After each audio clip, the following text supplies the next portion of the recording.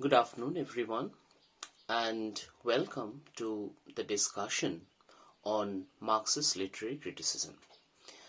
In the last discussion, we talked about the fundamental ideas of Marxism, starting from the Hegelian dialectics, the idea of historical materialism, and also we talked about the ideas of class and the interrelations between the class and the economy in general. Now today we will talk about the ideas provided by Marx and Engels on art and literature. Now before we begin, we have to understand one thing, that Marxist literary criticism, it did not originate with Marx and Engels, because Marx and Engels, they did not write separately on the issues of art and literature as they have written on economy, history, sociology, mathematics and other branches of humanities as well, and also about the science as we find in Engels' dialectics in nature.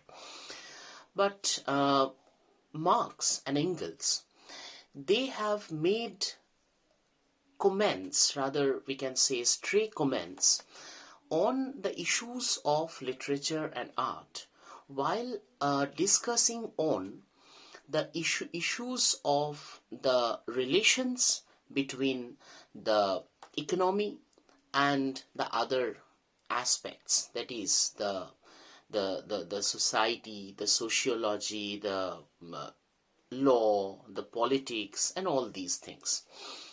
So before we begin the discussion on Marxism, first of all we need to understand that there are some conceptions, or rather we can say misconceptions, about Marxist views on art and literature. So number one is that Marx, he gave sole emphasis on economy rather than anything else. That is the general conception about Marxism and about the Marxist literary theory as well. So in that case, what the critics of Marxism, they want to establish, that Marx did not consider the other things into account, because he emphasizes too much on the aspect of economy, or rather we can say, to be precise, production. This second misconception about Marxism is that this Marxist literary criticism, it actually thrives on this particular agenda, that literature means propaganda, literature should always speak for the working class, and literature should reflect only the emotion of working classes in general. So it's a sort of literature as a pamphlet or a propaganda that Marxist literary theorists, or the Marxist theorists, they have tried to establish. So this is another misconception.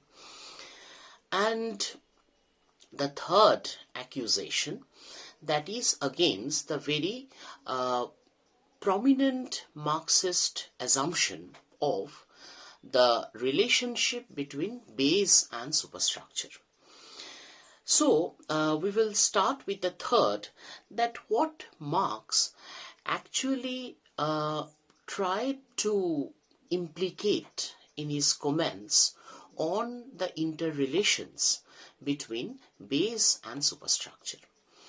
Now, Marx has conceived the whole social system in terms of an architectural metaphor.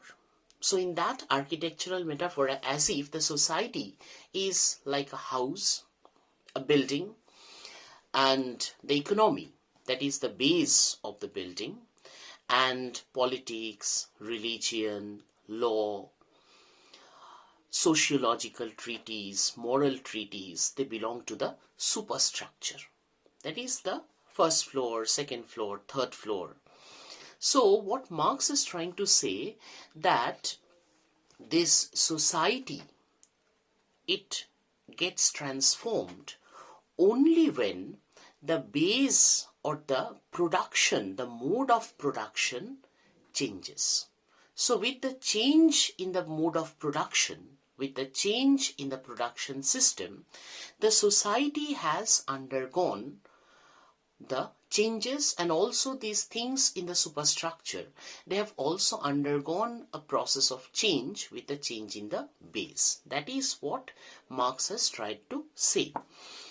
Now, before we go into that, we will read a section from the preface of a contribution to the critique of political economy, in which Marx has tried to define the interrelation between base and superstructure. Now, what he wrote, I quote, "In the social production of their life, men enter into definite relations that are indispensable and interdependent of their will, relations of production which correspond to a definite stage of development of their material productive forces. The sum total of these relations of production constitutes the economic structure of society, the real foundation on which rises a legal and political superstructure, and to which correspond definite forms of social consciousness." Now, so that what Marx is trying to say, that social consciousness is something which is generated by the mode of production and the interrelation between man and the mode of production. That is what he wrote, "The mode of production of material life conditions the social, political and intellectual life process in general. It is not the consciousness of men that determines their being, but on the contrary, their social being that determines their consciousness." So that is very important, that what these where here Marxism differs from the liberal doctrines, that liberal doctrines, they stressed on the role of the individual to shape the social consciousness. Marxism, it assumes just, or rather what it theorizes is just the reverse of this. That is, the social consciousness determines individual consciousness. And the social consciousness, that is the social, political, intellectual life, the thought process of human being, this is conditioned by the mode of production. So in that way, Marx is trying to establish that the economy or the base, that is the final or the ultimate determining factor to orient the human thought of any other realm, that is political, social, intellectual, religious, theoretical, even aesthetic. Now, what he further says, I quote again from preface to a contribution to the critique of political economy, "Then begins an epoch of social revolution. With the change of the economic foundation, the entire immense superstructure is more or less rapidly transformed. In considering such transformations, a distinction should always be made between the material transformation of the economic conditions of production, which can be determined with ideological forms in which men become conscious of this conflict and fight it out. Just on our opinion of an individual is not based on what he thinks of himself, so we cannot judge of such a period of transformation by its own consciousness." So this consciousness of during a social change or revolution that has also been determined by the rapid change in the production system. That if the production system changes, if the mode of production changes, then the conventional ideas and thoughts are incapable to cope with the new production system. So definitely in that case, the individual strives to change the society as part of the collective. That is what Marx is trying to say. Now, again, in Marxism, we find that as in literature also, this idea of consciousness is very important. And as the essential part of consciousness, what we find that the consciousness is expressed, or this thought is expressed in terms of language. Now, what exactly is language according to Marx? Now, in the German ideology, Marx talked about language as something like a social anthropological product. I quote from German ideology. He says, language is as old as consciousness. Language is practical consciousness that exists also for other men. And for that reason alone, it really exists for me personally as well. Language, like consciousness, only arises from the need, the necessity of intercourse with other men. Consciousness is, therefore, from the very beginning a social product and remains so as long as men exists at all. So, consciousness as the language, both are the social products according to Marx, because as consciousness arises out of a social necessity, similarly language arises as a social necessity to communicate with other men, to participate in the social relations, to participate in the production process. That is what Marx is trying to say. So this is what Marx said about this very consciousness and language. So that is something to do with the origin of literature. And therefore, in Marxist theories, we find that there is a role of this social consciousness, or what this fundamental idea that Marxism deals with is that a poet or a novelist or a playwright or whoever, he or she must respond to the social crisis that might have been generated from the mode of production or the economic system. Now, Marx talked about 4 modes of production. The 4 modes of productions, as he said, are Asiatic, ancient, feudal, capitalist.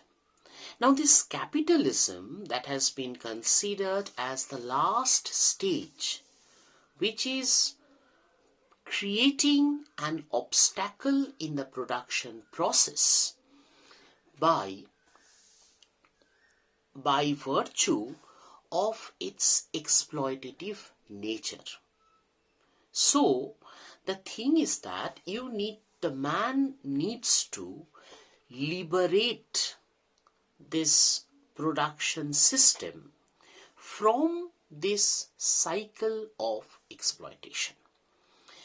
And so, in that case, the literature should participate or should reflect that struggle of man, or this struggle of the working class to liberate the production system from this clutch of exploitation. That is what Marx and Engels tried to implicate in their discussions on social consciousness and the production system.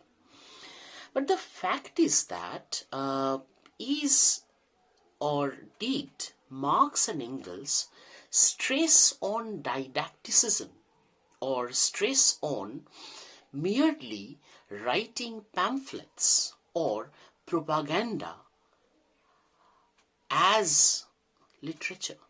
I mean, is literature propaganda only, or does realism mean only representation of this working class struggle, revolution,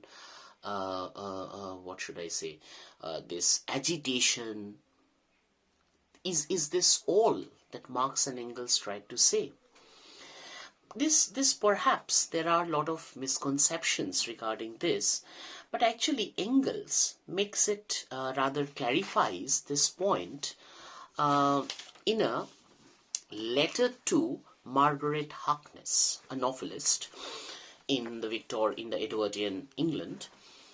And in that particular letter, actually Margaret Harkness, she sent a novel written by herself to Engels and requested Engels to make a review of that. So what Engels wrote in response to this, it is important for us to keep in mind.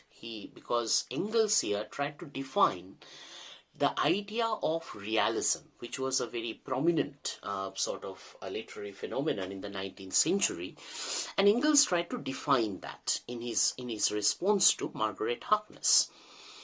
Now what Engels said, I quote from that letter written in April 1888. "Realism, to my mind, implies, besides truth of detail, the truthful reproduction of typical characters under typical circumstances. I am far from finding fault with your not having written a point-blank socialist novel, a Tendenz-Roman, as we Germans call it, to glorify the social and political views of the authors. The more the opinions of the author remain hidden, the better for the work of art. The realism I allude to may crop out in spite of the author's opinion." Now, so what he's trying to say, that this is very important, that not only besides truth of detail, the truthful reproduction of typical characters under typical circumstances. So not only the typical characters, the mere photographic representation of reality, but something like the circumstantial issues should also be taken into account. Now we have to remember that in contribution to the critique of political economy, Marx also talked about this representation of reality as reflected in the retina of the eye. So that is something which is different from the representation of reality which we call the mirror representation.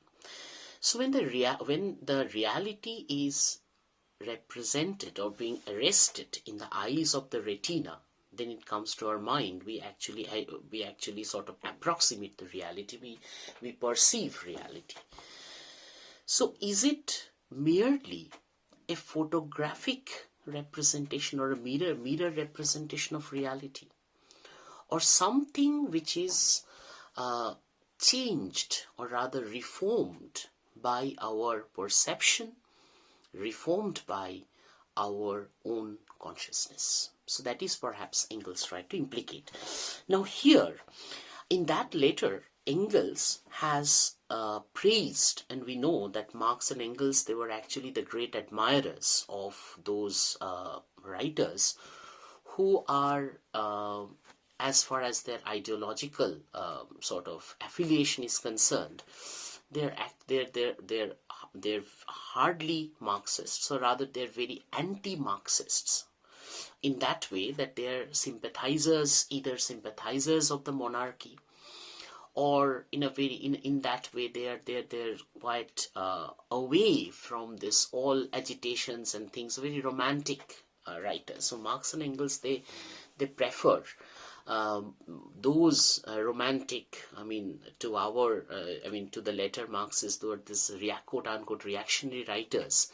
But Marx and Engels are really very fond of reading all of them, and Marx was a very avid reader. He read perhaps many of the contemporary novelists in detail. He read about the poetry, he read about the classics, the Greek tragedy and Shakespeare, in great detail, that we come across, that we can understand when we read his Capital, where he constantly keeps on alluding to Greek tragedies, constantly keeps on alluding to Shakespeare, Timon of Athens, Shakespeare's other tragedies, in order to express, in order to sort of render the capitalist greed. So these things are also there, and so Marx and Engels, if they would have been exist today, they would also been sort of dubbed as anti-Marxist. I'm very afraid. So what Engels is saying about Balzac, Balzac, the French novelist, a monarchist, legitimist in political orientation as far as his ideology and sympathies are concerned. But what Engels has said that Balzac, by virtue of his faithful representation of reality, has transcended his personal political bias and his sympathies for the monarchy. I quote, Balzac was politically a legitimist. His great work is a constant elegy on the inevitable decay of good society. His sympathies are all with the class doomed to extinction.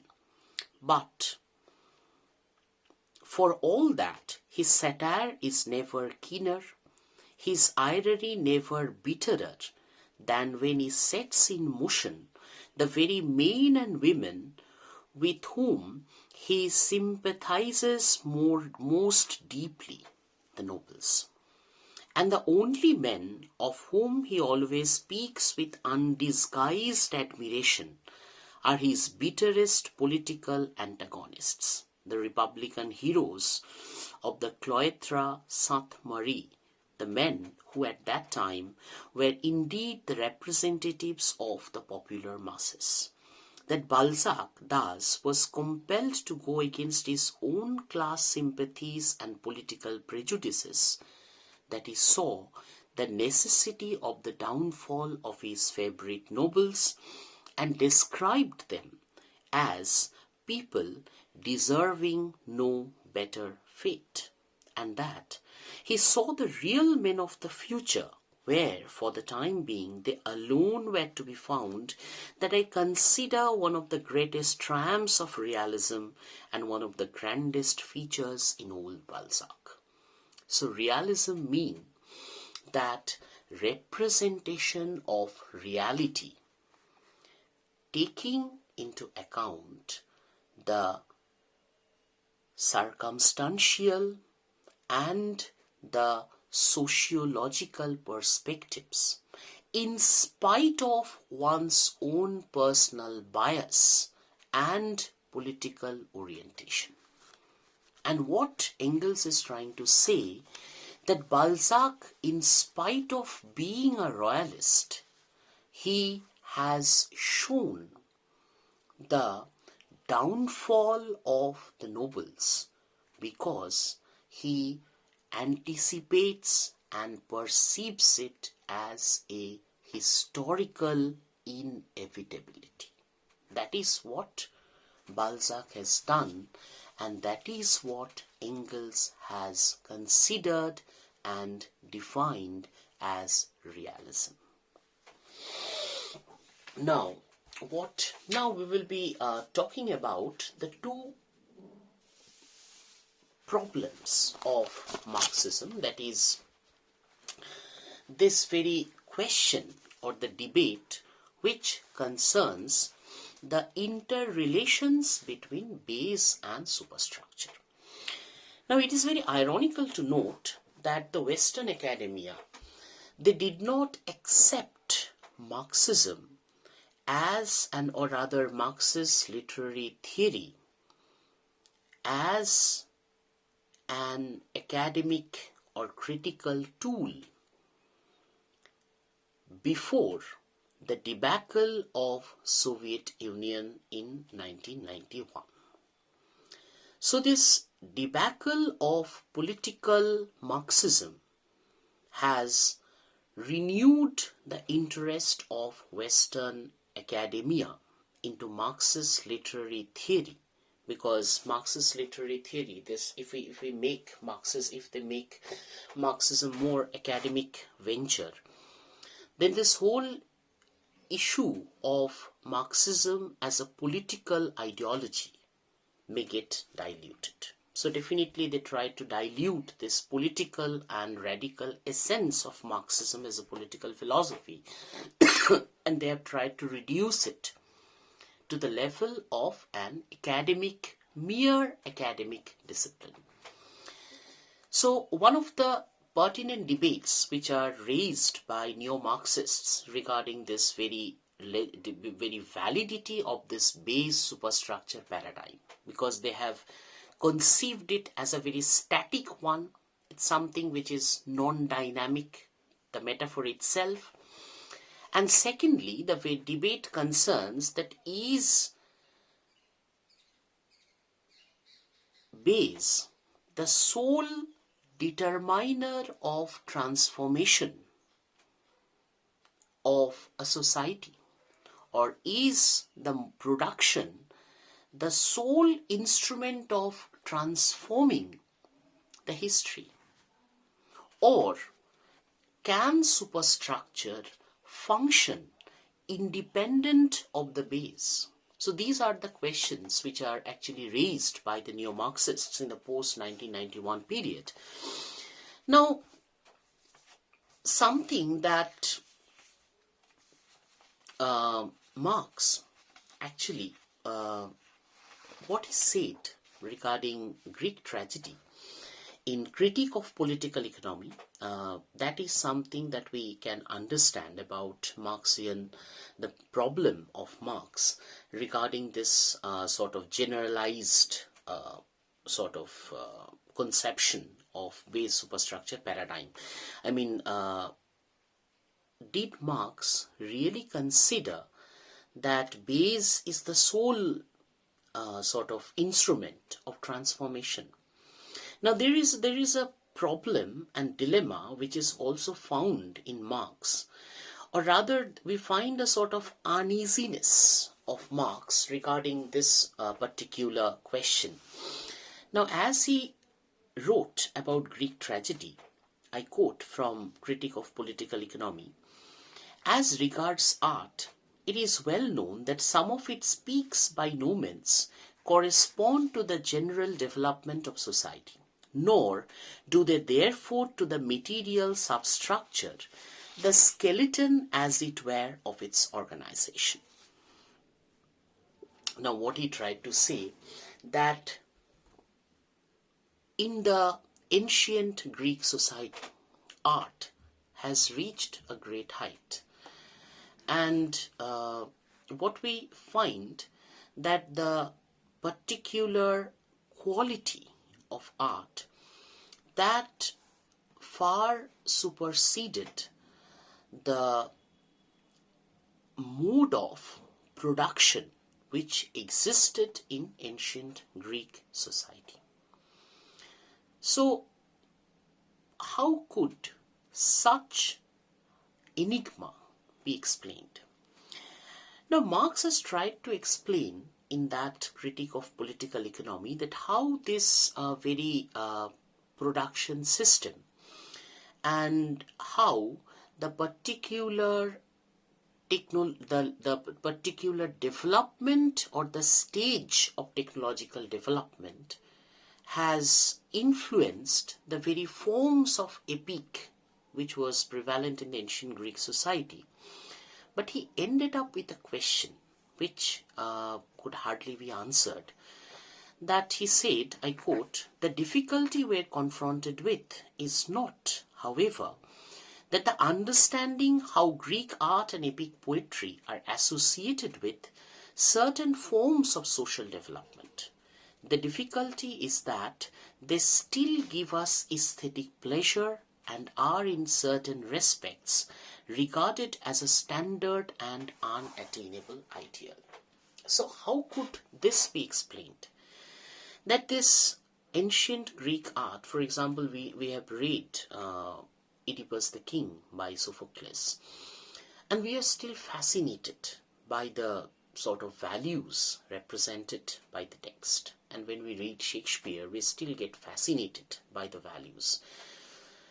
Now, and they represent the values, the ideas, which are still considered as unattainable, or something which could have been considered as quote-unquote universal. So how could such universality be achieved by the art of a society which was rather, as far as the production system is concerned, was very underdeveloped in terms of technology. So that is the question that Marxism tried to address, and the problem still remains.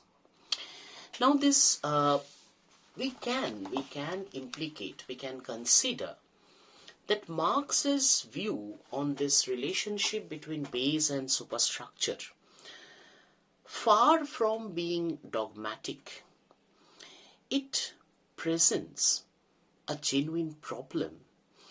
And what was really hinted, that even there are occasions that ideology, art, literature may function independent of the base.